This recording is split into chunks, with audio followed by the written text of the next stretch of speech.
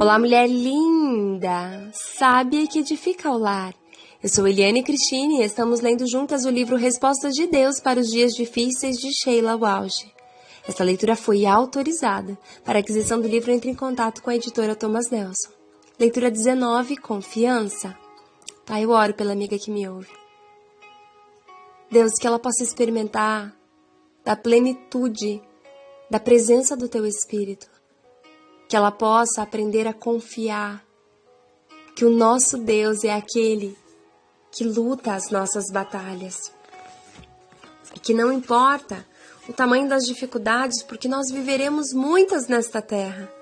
A Bíblia Sagrada fala que esse mundo jaz no maligno, mas que Jesus venceu esse mundo e Ele nos deu essa mesma capacidade de vencermos as tribulações dessa vida. Pai, nos ensine a enxergar a Tua vontade em todas as coisas, seja na morte, seja na vida, seja na doença, seja na cura, seja na separação, seja na restauração, que possamos enxergar a Tua vontade em todas as coisas.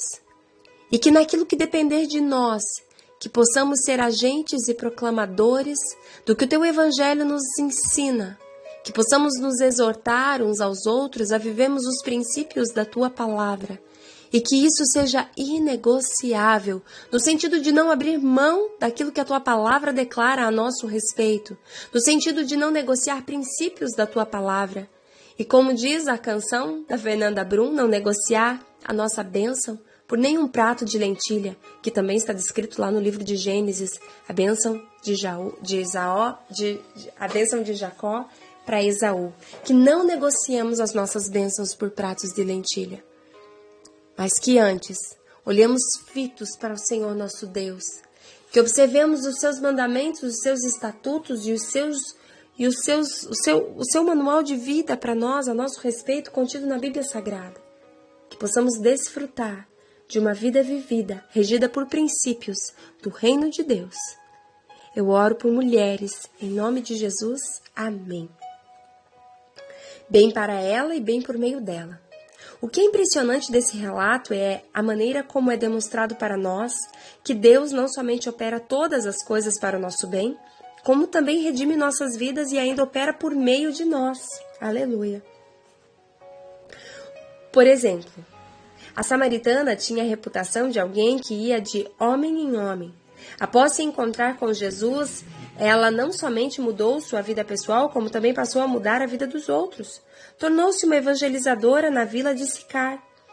Só que ela deve ter se preocupado com que seu passado e toda a vergonha que carregava afetariam sua credibilidade. Sabia qual era sua reputação e como isso afetaria o modo como as outras pessoas a encaravam. Então o que ela fez foi muito interessante. Ela disse àqueles que a escutavam: venham ver um homem que me disse tudo o que tenho feito. João 4:28. Então, no lugar de afirmar, acredito que este é o Cristo, ela fez uma pergunta usando a palavra grega mete, que antecipa uma resposta negativa. Era como se ela dissesse: esse não poderia ser o Cristo? Poderia? Ao plantar uma semente de resposta dessa maneira, ela permitia que as pessoas descobrissem por si mesmas, e é impressionante o que se passou. Muitos samaritanos daquela cidade creram nele por causa do seguinte testemunho dado pela essa mulher: ele me disse tudo o que tenho feito. Assim, quando se aproximaram dele, os samaritanos insistiram em que ficassem com eles. E ele ficou 2 dias, e por causa da sua palavra, muitos outros creram. E disseram à mulher: agora cremos não somente pelo que você disse, pois nós mesmos o ouvimos e sabemos que este é realmente o Salvador do mundo. João capítulo 4, versos 39 ao 42. No começo, as pessoas da vila acreditavam nela porque era uma mulher modificada. Havia júbilo e vida onde antes havia somente vergonha e morte. Perguntaram a Jesus se ele poderia ficar por uns 2 dias, e muito mais passaram a acreditar ao se sentar a seus pés e ouvir as palavras de seu coração. Se formos honestos com nós mesmos, admitiremos que somos todos, em certo grau, essa samaritana. Até nos encontramos cara a cara com Cristo e estamos enterrados em pecado e Ele nos livra dessa história opressora na qual estamos perdidos. Com a água da vida, Ele nos lava e nos refresca. e recém-limpos, Ele nos envia com o privilégio de compartilhar com os outros o que recebemos.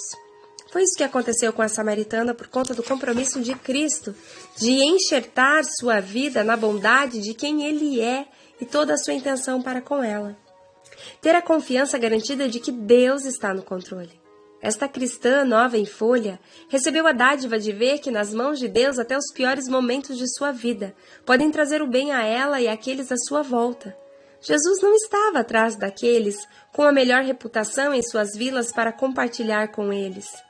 Ele foi atrás de alguém que não somente era uma mulher, era ainda uma samaritana de má reputação, o mais baixo degrau social daquela cultura, para mostrar que nas mãos de Deus até as coisas que foram corrompidas podem ser usadas por Ele para nos fazer voltar a sermos inteiros. Não há acidentes no reino de Deus. Como escreveu A.W. Tozer em seu clássico espiritual Viajamos em uma Direção Marcada, para o Filho de Deus não há acidente, ele viaja em uma direção marcada. Eu poderia refletir sobre essa verdade por um momento. Pense em toda a sua vida por este prisma. Não há acidentes. Como é que isso ressoa em você? Isso pode ser difícil de engolir quando houve vários momentos que pareceram cruéis ou fora de controle? Como podem o câncer de seio ou crianças doentes ou qualquer outra tragédia existir para o bem? Este é um mistério com o qual vale a pena esforçar-se, porque uma vez que absorvamos a verdade radical contida nessa promessa, ela mudará a forma como encaramos cada momento de nossas vidas. Em seu maravilhoso livro devocional, Jesus Kelly, O Chamado de Jesus, Sarah Young usa uma frase que eu amo, reversão divina. José era um exemplo perfeito desta reversão divina, quando declarou a seus irmãos: vocês querem o mal, mas Deus o fez para o bem. Se podemos, pela graça de Deus, receber a verdade de que cada coisa em nossas vidas irá operar para o bem, isso transformará não somente a forma como incorporamos as circunstâncias adversas, como também o propósito de nossas vidas, que passa a se tornar mais como Cristo.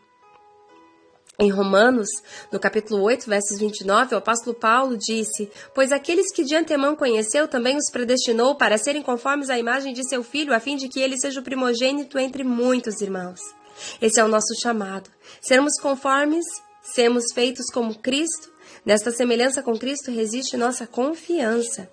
Não vou fingir compreender todas as coisas pelas quais você passou, mas eu sei que você é amado e recebe os cuidados de um mestre refinador, que nunca tira seus olhos de você. Ao longo das eras, todos aqueles que encontraram Cristo compreenderam isso. Lembrei-me disso quando lia o livro de Robert Morgan, The Promise, A Promessa, sobre a vida de Amy Carmichael, como missionária na Índia. Um dia, Amy levou algumas crianças para ver um ourives refinando ouro. Estava sentado à beira do fogo de carvão e havia feito um pequeno cadinho a partir de 2 telhas. No cadinho, ele depositou uma pequena pepita de ouro cercada por sal, um tamarindo e pó de tijolo queimando. Vez por outra, ele tirava o cadinho do fogo, deixava o ouro esfriar um pouco e esfregava entre os dedos e o colocava de volta às chamas, soprando o fogo para que ficasse ainda mais quente. Eu não conseguia aguentar tão quente no começo, mas consigo agora, explicou às crianças. Por fim, Amy perguntou: como é que você vai saber quando o ouro está purificado? O refinador respondeu: quando eu puder ver meu rosto, nele ele está puro. Uau, glória a Deus! Quando você puder ver Jesus na sua vida e não mais você refletida no espelho, é então aí que nós estaremos purificados. Nós precisamos ser então imitadores de Cristo. Cada dia, pequenos Cristos, cada dia sendo transformados de glória a glória, em glória, até aquele grande dia onde nos estaremos diante dele face a face. E aí poderemos ver a sua face, o seu esplendor, a sua glória, a sua magnitude. O Rei dos Reis e Senhor dos Senhores nos chama para esse encontro, para esse grande dia. E até que esse dia chegue, todos os dias precisamos, cada dia, passar pelo fogo, para que possamos, cada dia, refletirmos um pouquinho mais dele. Em obras, em atitudes, em comportamento, temperamento, como você quiser chamar. Precisamos ser semelhantes a ele, precisamos ser imitadoras dele. Não é fácil. Ninguém disse que seria. É passar pelo fogo, é ser esmagado todos os dias. É menos de mim e mais dele todos os dias. Menos de mim e mais dele todos os dias, todos os dias. E mesmo quando a minha justiça própria, quando o velho Adão, quando o meu ego quer sair, quer falar mais alto, eu preciso lembrar que é menos de mim e mais dele. Menos de mim e mais dele, menos de mim e mais dele. Aleluia. Menos de mim e mais dele sobre a tua vida, minha amada. Menos de você e mais do Senhor. Até você se tornar a semelhança de varão perfeito, como diz o Evangelho, as cartas de Paulo. Se tornar semelhança ao varão perfeito que é Jesus Cristo. Nós precisamos ser imitadoras de Jesus.